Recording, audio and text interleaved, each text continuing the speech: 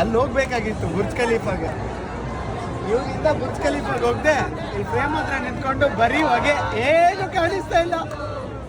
ಆದರೆ Burj Khalifa ಮಾತ್ರ super ಆಗಿದೆ. Fire works next level.